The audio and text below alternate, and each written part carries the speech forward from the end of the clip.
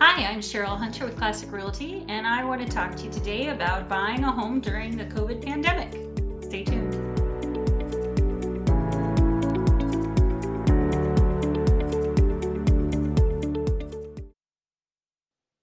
Hi, I'm Cheryl Hunter with Classic Realty, and I come to you today from Pahrump, Nevada, about an hour west of Las Vegas. And I wanted to talk to you today about buying a home during the COVID pandemic in Nevada. So, there are a lot of things that have changed the way that we do things when we're buying and selling homes. And most of that is dictated by the guidelines that have been set out by our governor and then mandated by our real estate division. So, first of all, let's talk about making an appointment. Typically, you know when you're going to be able to go out and take a look at the houses. So, make sure that your real estate agent has ample notice that you're coming. And why is this so important? Well, now with the current mandates, it's recommended that the seller not be present at showings, and that includes any tenants or anything. So while a seller can usually give an hour's notice or 2 hours notice so that they have time to put up the dog and pick up their underwear off the floor, um, tenants are allowed to have 24 to 48 hours in the state of Nevada. So we want to make sure that there's ample time and that there's no last minute rescheduling so that we don't have to take up your time and our time and their time. So give us as much notice as you can when you're getting ready to schedule these showings. Second of all, showings need to be limited to the prospective borrower or buyer. So that includes the buyer and their spouse or domestic partner, their business partner. You really want to limit the number of people coming to tour the property at any given time.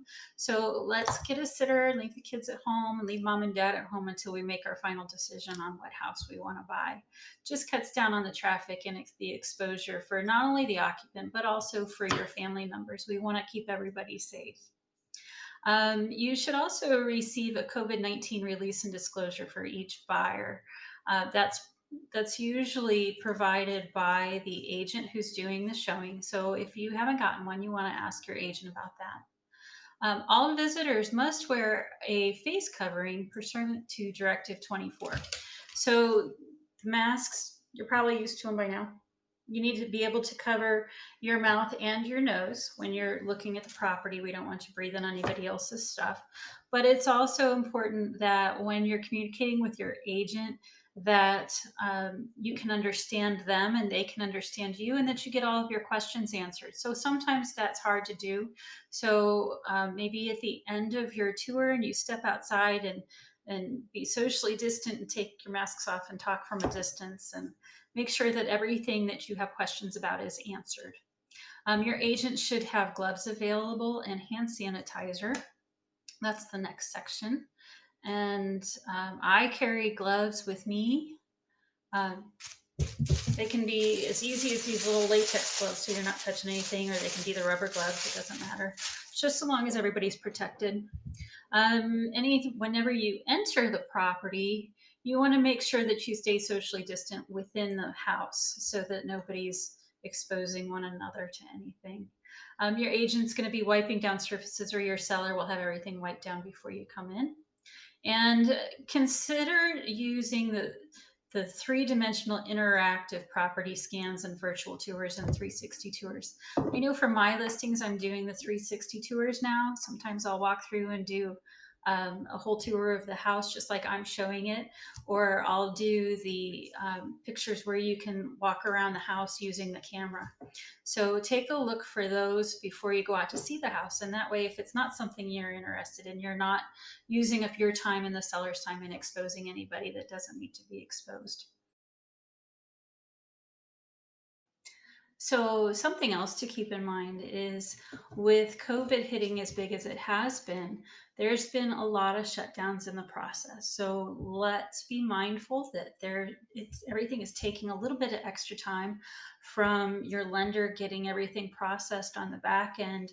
Your appraiser may need some extra time because they're overloaded right now with the way the rates are way low and everybody's refinancing.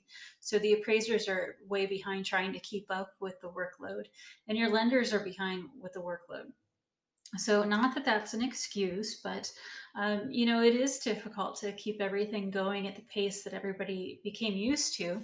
And you have people now working from home, and they don't have the technological advances at home that they might have at the office. Maybe they have a slower internet speed. Maybe they don't have the scanner and everything that they need, so they're doing everything manually. Let's be understanding and know that everybody's doing their best to get you into your new house. Um, there's people getting sick everywhere. So maybe your lender's shorthanded, maybe the appraiser's out sick. Who knows what it is? Not to make excuses. We want to get everything done as quick as we can, and we want to abide by those contract dates. But let's be understanding that everybody's trying to cope with this pandemic, and it's not easy for anybody. So, just in closing, thank you for joining me today. I hope you gleaned some information out of this video, and I will put a link to the state standards as they sit today on December 2nd, 2020, in the comments below so that you can review those on your own. And if you enjoyed this video and want to see some others, please do click like on the video and subscribe to the channel and take a look at some of my other videos, including my 360 tours. Maybe you'll enjoy those. And if you're a veteran, I did do a video on buying a home using your VA loan. That might be of some interest to you as well. So bye bye for now. Have a great day.